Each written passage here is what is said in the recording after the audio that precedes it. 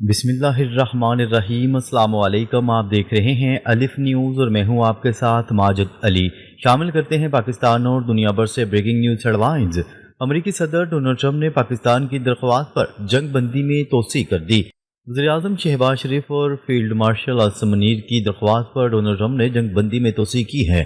امریکی صدر Donald Trump نے اعلان کیا کہ امریکہ نے پاکستان کی درخواست پر ایران کے ساتھ جاری جنگ بندی میں توسیع کی ہے۔ صدر ڈونلڈ ٹرمپ کے مطابق یہ فیصلہ پاکستان کے وزیر اعظم اور فیلڈ مارشل کی درخواست پر کیا گیا۔ انہوں نے کہا کہ امریکہ کو کہا گیا ہے کہ فی الحال ایران پر حملہ نہ کیا جائے۔ امریکی صدر نے مزید کہا کہ ایران کی جانب سے باضابطہ تجویز آنے اور مذاکرات کے مکمل ہونے تک جنگ بندی برقرار رکھی جائے گی تاکہ ایرانی قیادت کو متفقہ حکمت عملی تیار کرنے کا وقت مل سکے۔ ڈونلڈ ٹرمپ نے واضح کر دیا ہے کہ امریکی فوج کو ناکہ بندی جاری رکھنے اور ہر وقت ہائی الرٹ رہنے کی ہدایت کر دی گئی ہے تاکہ کسی بھی صورتحال سے نمٹا جا سکے۔ خبر کے اگلے حصے میں بات کرتے ہیں ڈونلڈ ٹرمپ کی جنگ بندی میں توسیع کے اعلان کی کوئی اہمیت نہیں، مشیر اسپیکر ایرانی پارلیمنٹ۔ مشیر اسپیکر ایرانی پارلیمنٹ نے امریکی صدر ڈونلڈ ٹرمپ کی جنگ بندی میں توسیع کے اعلان کو مسترد کر دیا۔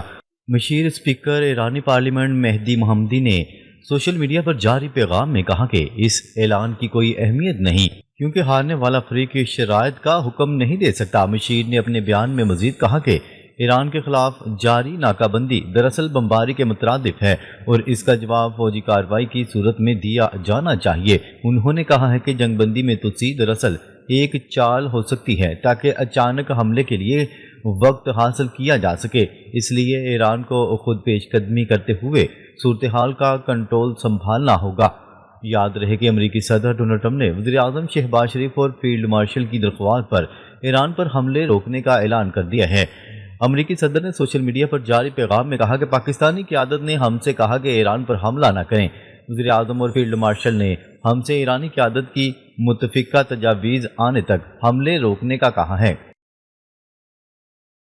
خبر کے اگلے حصے میں بات کرتے ہیں امریکہ نے ایران کو اسلحہ فراہم کرنے والی کمپنیوں اور افراد پر نئی پابندیاں لگا دیں۔ امریکہ نے ایران کو اسلحہ فراہم کرنے والی کمپنیوں اور افراد پر نئی پابندیاں عائد کر دی ہیں۔ امریکی محکمہ خزانہ کے مطابق 14 افراد اور کمپنیوں کو پابندیوں کی فہرست میں شامل کر لیا گیا ہے۔ محکمہ خزانہ نے کہا ہے کہ ایران کو اسلحہ فراہم کرنے والی کمپنیوں اور افراد پر نئی پابندیاں لگا دی گئی ہیں جبکہ ایران کے ہتھیاروں کے نیٹ ورک کو نشانہ بنایا گیا۔ امریکی حکام کے مطابق پابندیوں کی زد میں آنے والے اہداف میں ایرانی طیارے بھی شامل ہیں۔ ایران، ترکیہ اور متحدہ عرب امارات میں موجود عناصر کو نشانہ بنایا گیا ہے۔ خبر کے اگلے حصے میں بات کرتے ہیں ایرانی بندرگاہوں کی ناکہ بندی جنگ بندی کی خلاف ورزی ہے، ایرانی وزیر خارجہ نے خبردار کر دیا۔ ایرانی وزیر خارجہ عباس اراغچی کا کہنا ہے کہ ایرانی بندرگاہوں کی ناکہ بندی جنگی اقدامات اور جنگ بندی کی خلاف ورزی ہے۔ اپنے تازہ بیان میں ان کا کہنا تھا کہ تجارتی جہاز پر حملہ اور عملے کو یرغمال بنانا اس سے بھی بڑی خلاف ورزی ہے۔ ایران جانتا ہے اپنے مفادات کا دفاع کیسے کرنا ہے۔ دوسری جانب امریکی صدر ڈونلڈ ٹرمپ نے ایران میں مبینہ طور پر قید 8 خواتین کی رہائی کا مطالبہ کر دیا۔ انہوں نے کہا ہے کہ ایرانی مذاکرات کار خواتین کو رہا کریں تو اچھا آغاز ہوگا۔ یقین ہے رہا ہونے والی خواتین ایران کے اس اقدام کا احترام کریں گی۔ ایران خواتین کو کسی قسم کا نقصان نہ پہنچائے۔ علاوہ ازیں امریکی نائب صدر کا دورہ پاکستان تاخیر کا شکار ہو چکا ہے۔ نیو یارک ٹائم کے مطابق ایران کی جانب سے واضح جواب نہ ملنے پر دورہ تاخیر کا شکار ہوا۔ مختصر نوٹس پر JD وینس پاکستان جا سکتے ہیں۔ خبر کے اگلے حصے میں بات کرتے ہیں ڈونلڈ ٹرمپ کا ایران کی بحریہ و فضائیہ تباہ کرنے اور آبِ ہرمز پر کنٹرول کا دعویٰ۔ امریکی صدر ڈونلڈ ٹرمپ نے کہا ہے کہ ایران کی بحریہ و فضائیہ تباہ کر دی گئی ہے۔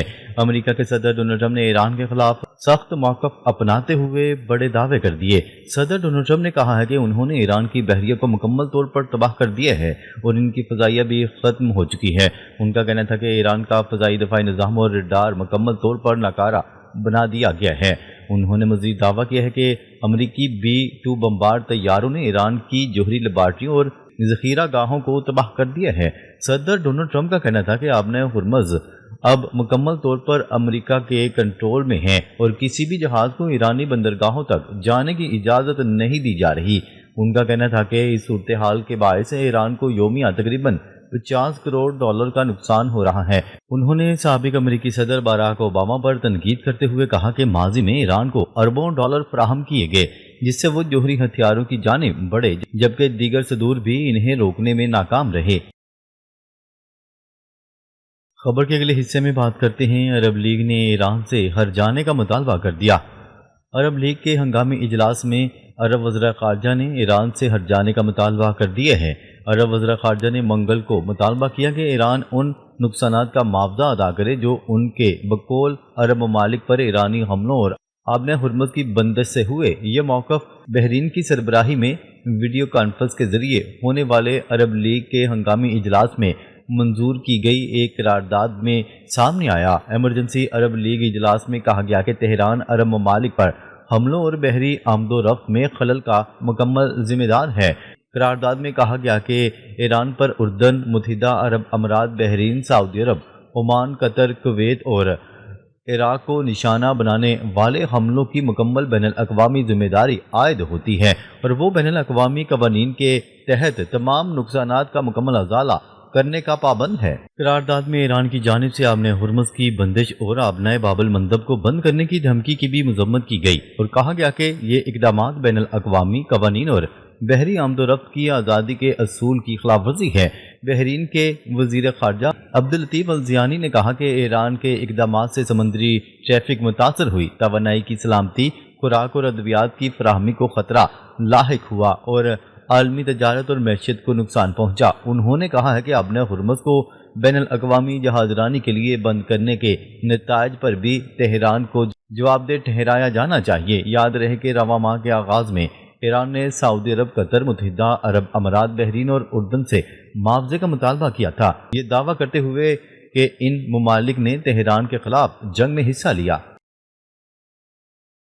خبر کے اگلے حصے میں بات کرتے ہیں، ایران جھوٹے وعدوں کے جال میں پھنس چکا ہے، روسی وزیر خارجہ کا انتباہ۔